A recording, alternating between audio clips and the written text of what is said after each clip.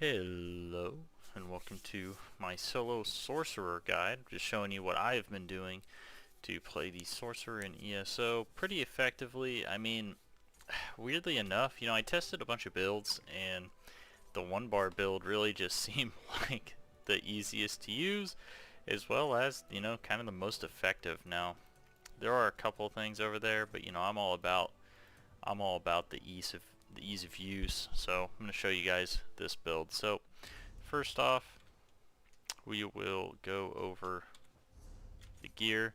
I'm using Stormmaster's helmet, Slimecraw's arm corpse, and then Ring of the Sergeant, and then the Sergeant set. So the reason why I'm using Stormmaster's helmet is because it buffs heavy attack damage. So when you deal critical damage with a fully charged heavy attack, you get increased heavy attack damage. Then on the Smuggler's Beads, whenever you deal damage with a heavy attack, you gain a stack of Sergeant's Focus for 5 seconds, increasing the damage of your heavy attacks by 607 per stack up to 4 times. So that's really good because it's just an absolute ton of heavy attack damage. Now, the main thing that makes this work is the Oakensoul ring. I'm sure you guys have heard of it. It's kind of a wild item. Now, honestly, all of these buffs are, they're good, okay? But the one that actually makes this build work is the fact that it gives you Empower all the time. If you don't know what Empower does, it makes it to where your heavy attacks do 80% increased damage. So you have a legitimate heavy attack build that uses one bar. Now you can only use one bar with this because that's just how the legendary works. You cannot switch between your back bar. So that's that. In terms of affixes and stuff like that, you want divines on everything, but it doesn't really matter a whole lot. If you're like me, I don't play super hardcore or anything. I'm not trying to do, I do veteran stuff, but I mean, you can clear veteran Veteran, you can clear veteran Maelstrom with this. I mean, you can really clear most veteran content with this, but if you go into veteran trials, I would recommend that you have everything just down to the absolute detail. So make sure you have your weapons upgraded. Make sure you have bloodthirsty in all your jewelry. Make sure you have the weapon damage in all your jewelry. Make sure you have precise on your weapon, and then make sure you have divines on all of this. That's going to be much more important whenever you're doing the higher end veteran content. Now, I've been using Boon the Thief just because it gives more critical damage, but you can use, but you can use the one that gives crit as well, depending on what it is you are trying to do. So, with that being said, moving on to the skills that I use, we have Unstable Wall of Storms. Reason we use this, it sets enemies off balance, which makes it to where we can do extra damage. Daedric Prey, I like this just because I go the pet build, so it just gives you more damage. So your pets deal 45% more damage to the targets whenever this is on them, and this is a pretty good AoE. And then I actually like to run Hurricane with the stamina, or I guess, I forget what it's called, but Hurricane. So this is just a really high DPS ability, and now you have two options for the ult. So if I'm doing Maelstrom Arena, or if I'm doing Veteran, I actually like the Elemental Rage more. Way more, actually. But if I'm doing, a trial or something like that, then I prefer the Storm Atronach. Right? So, because it does more single target. So it's just kind of about, if you want more AoE, maybe run this. If you want more single target, maybe run this. As you would expect, Destruction Staff, take all the passives. All this stuff right here, that's just for other stuff I'm messing around with. Destruction Staff, take all the passives. Armor, light armor, you want to take all the passives there. Since you are wearing the Stormmaster's Jack, you do actually want the medium armor. You actually do want the medium armor stuff, and you do end up wearing one piece of heavy armor, so it's not even that bad to pick up the some of the heavy armor passives too if you want. Granted, you're not going to get the most out of it because you only have one piece equipped, but if you really want to min-max, technically, yes, you get a little bit of defenses from from it. Let's see here. So after that, you don't particularly need a whole lot from the Mages Guild or anything like that. But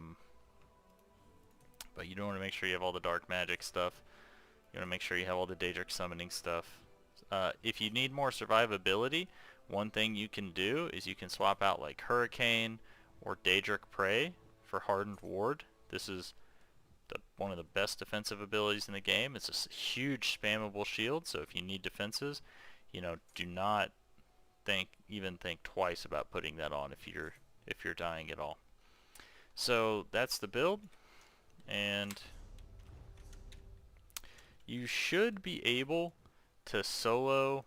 I mean, you can solo a lot. I know me and my friend, we were running through, we even soloed some veteran dungeons doing this. But this is good for pretty much any lower, especially lower level content. It's good for. God, I'm trying to think of something it can't clear. Like, I mean, some people would get mad at you if you tried running it in a veteran trial, but it's really not.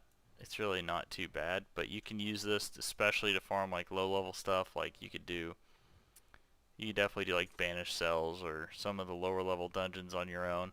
The only dungeons you really can't do are things that have mechanics that require you to need a second person, right? So like you could do Spindle Clutch.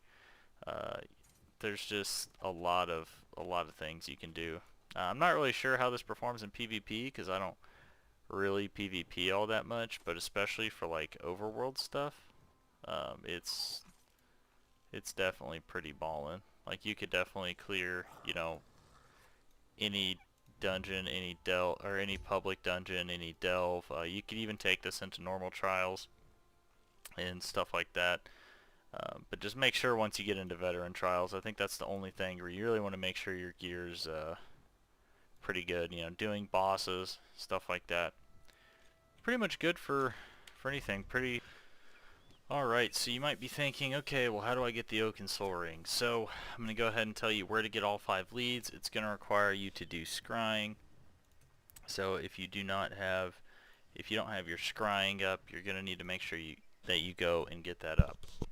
So, that being said, the first lead is called the Igneous Inlay. You do it from defeating volcanic vents in the High Isle. So it's pretty simple. Where the heck is the High Isle?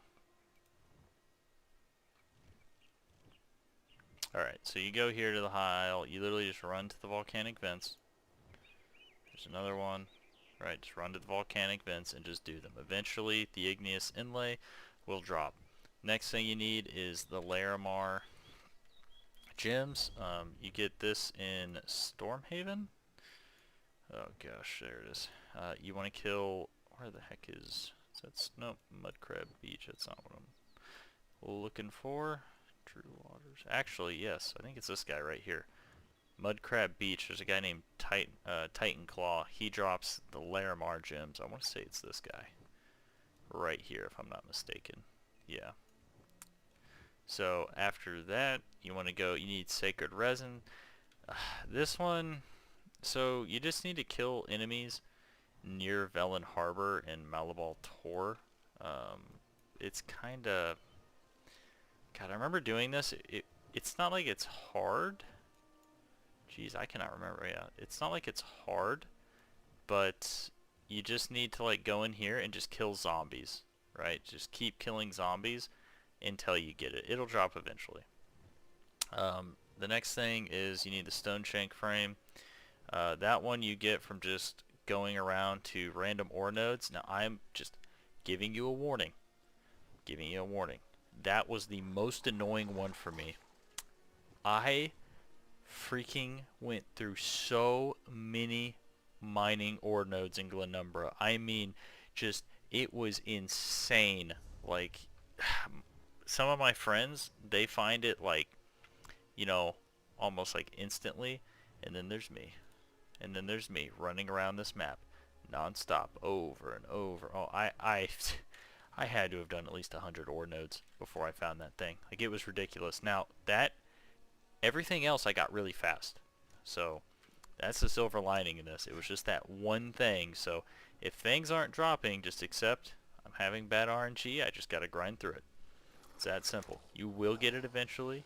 You will get it eventually, I promise. Okay, the last thing you need, the fifth one, the petrified oak loop.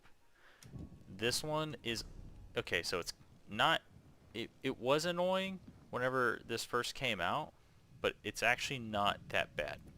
So you need to go to Murkmire, you can go to Lilmoth, walk around to the merchants, and just open up the safe boxes that are around merchants, right? Like you'll know, like when you see them, you'll know, right? Just walk around. There's like, I think there's like 20 of them in Lilmoth. So just walk around Lilmoth looking for those boxes. There's 2 in here. I know the one that I found it on was actually over here in these stables. So there's not a whole lot of traffic going for those. So you don't really have to worry too much about that. But after you do that, then obviously, you know, just go ahead, scry, do the leads, and then boom, you have your Oakensoul loop. Just beware the ore nodes. I'm just being up front with you. So now, hey, good timing. Kill the trespassers. I will show you.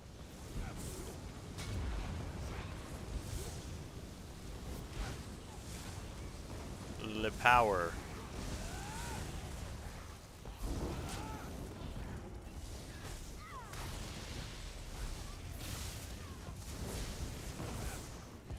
Pretty simple. Just do this. Hold down. See, you can see the pretty big 33k, etc. And then, oh hey now.